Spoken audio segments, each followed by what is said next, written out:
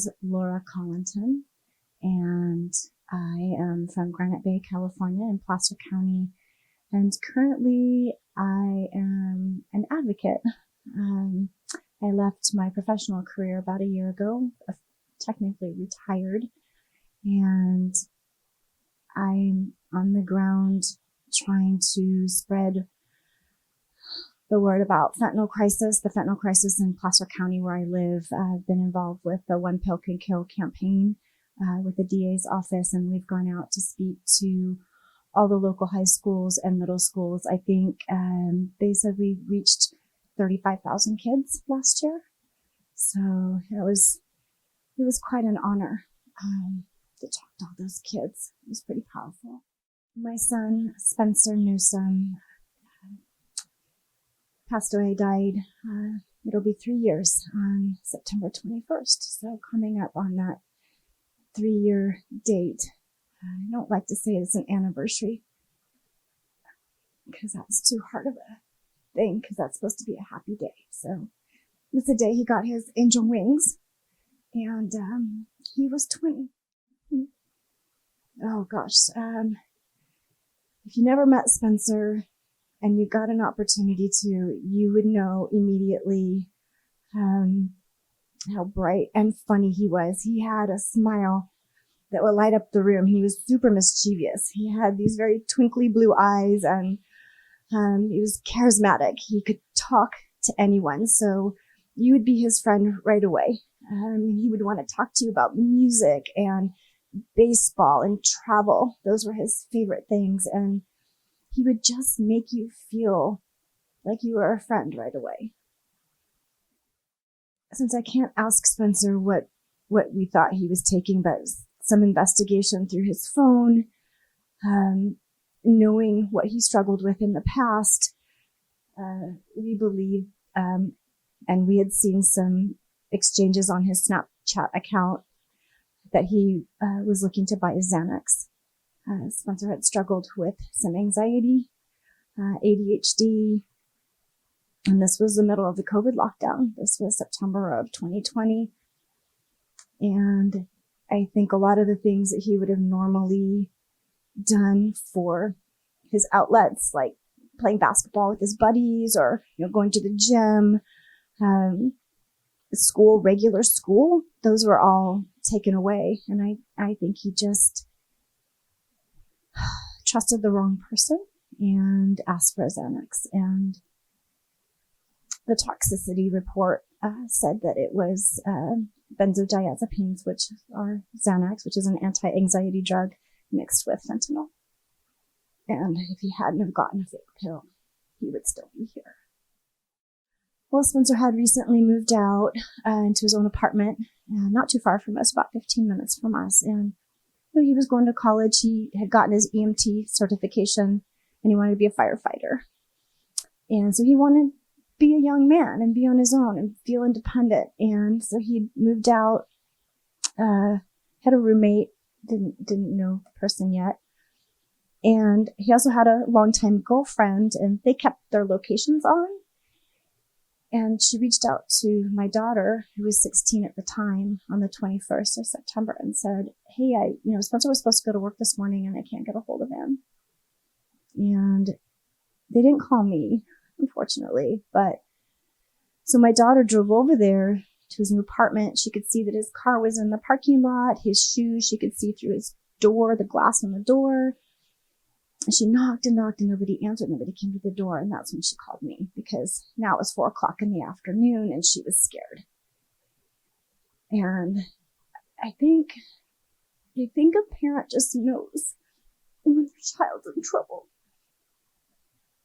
And when she called me, and I looked to my husband and I said, we have to get over there. And I called Spencer's dad and his wife, and the four of us just went racing over there. And I tried to call the police to say, I need a welfare check. I think something's terribly wrong, because Spencer had struggled, and this was COVID.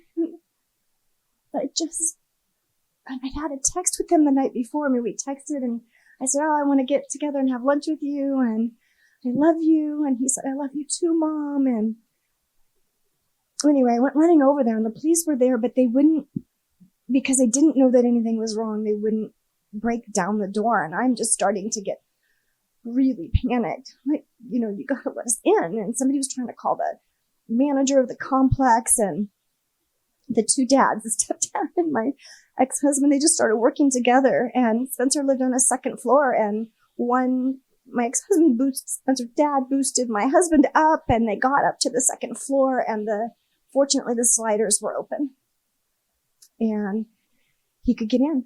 And so my husband Roger ran around to the front door, and he let us all in, and the police, of course, were right behind us at that point.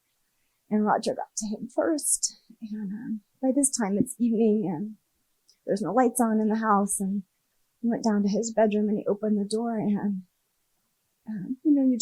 it's something you'll never forget.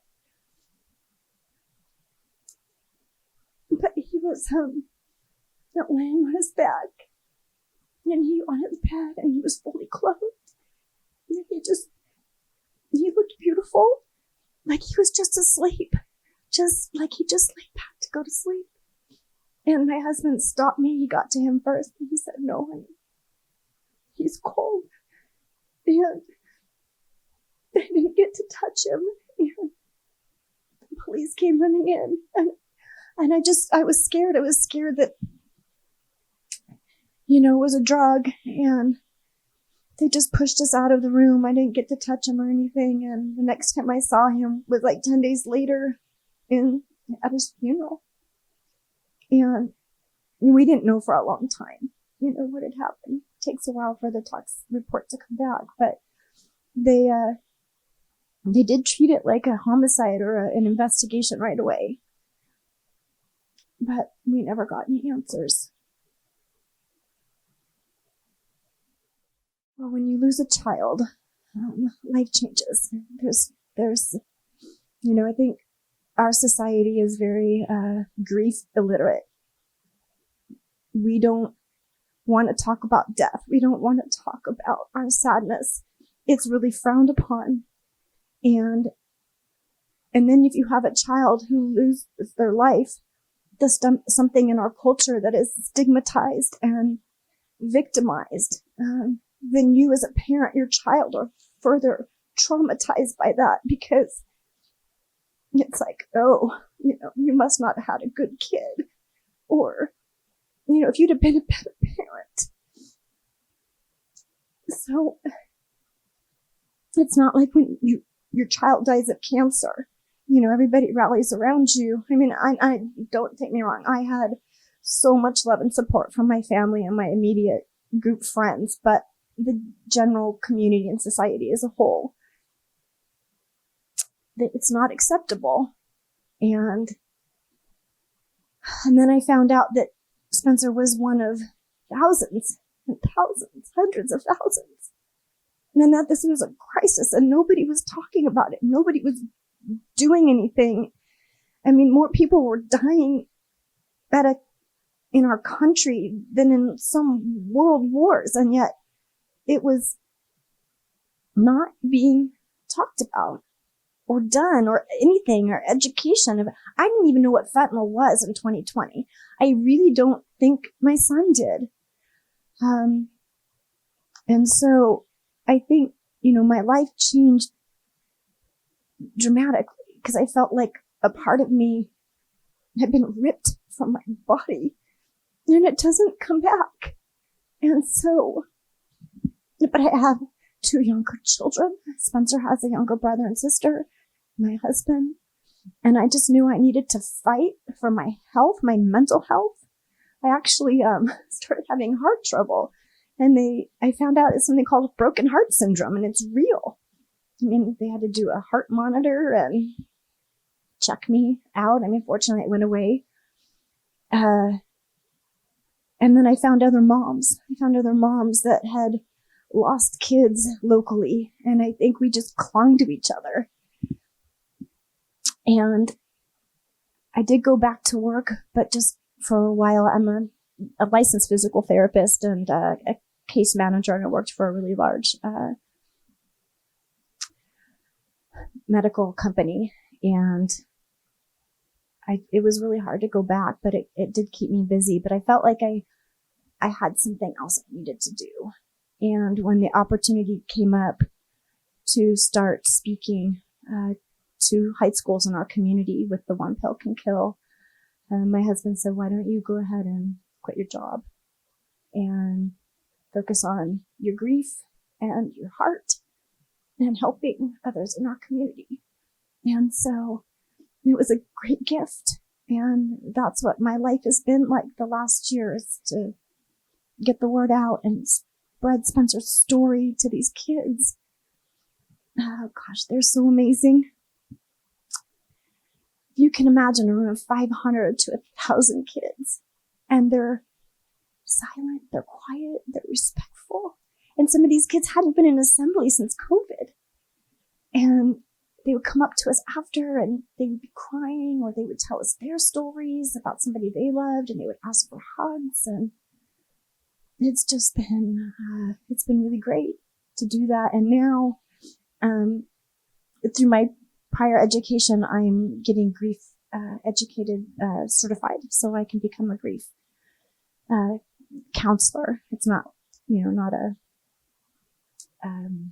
master's degree level, but because I have a master's degree in therapy, physical therapy, I can get an extra certification and actually work with others who are suffering the same losses.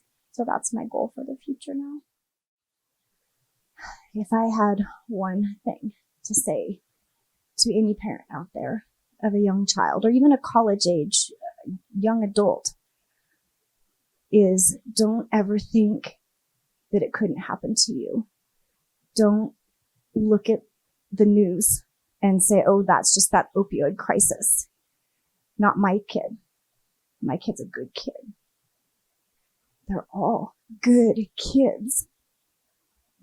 And to educate yourself, to get online, find age-appropriate resources. There's so many nonprofits out there that have amazing resources, maybe even in your own county, that have videos and information that can explain what this crisis is, what the dangers are in their own language. Don't make the mistake. Know what it is. Educate your loved ones, all of them, not just your kids, your cousins, your aunts, your uncles, whomever could be at risk.